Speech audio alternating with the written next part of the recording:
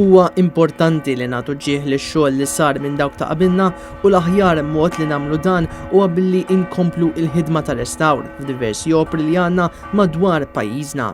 Hekk qal il-kappillan tal-parroċċa ta' Ħattart Dun Joseph Grek meta kellimna fuq ir-restawr riċenti li tlesta fuq il-faċċata tal-Knisja Parrokjali ta' Ħattart.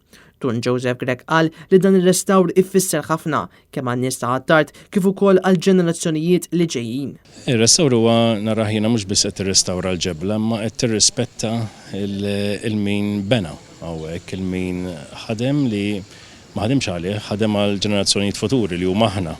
Kieku taqbilna m'għamlu xejn, aħna ma qegħdin gawdu xejn minn dan. Il-perit Herman Bonnici inkarigat biex jieħu ħsieb dan il-proġett fisser Mallet News l-istat gravi li kienet tinsab fih il-faċċata qabel ma beda ir-restawr. Fortunatament kienet fi stat pjuttost ħażin kemm il-faċċata tal-ġenb kemm il-faċċata prinċipali, speċjalment il-partit li iktar li qegħdin fuq u li iktar li qegħdin rib dawk l-erjas li kontinwament jieħdu l-ilma, speċjalment l-ilma li jaqa' mill-bejt u li jaqa' minn postijiet oħrajn. Ir-restawr kien ilu għaddej għal diversi xhur u matul dan ir-restawr il-ħaddiema iltaqgħu ma' diversi diffikultajiet fejn ridu jirreplikaw ix-xogħol tal-arkitett prinċipali li kien ukoll resident ta' Ħattart Tumas Dingli.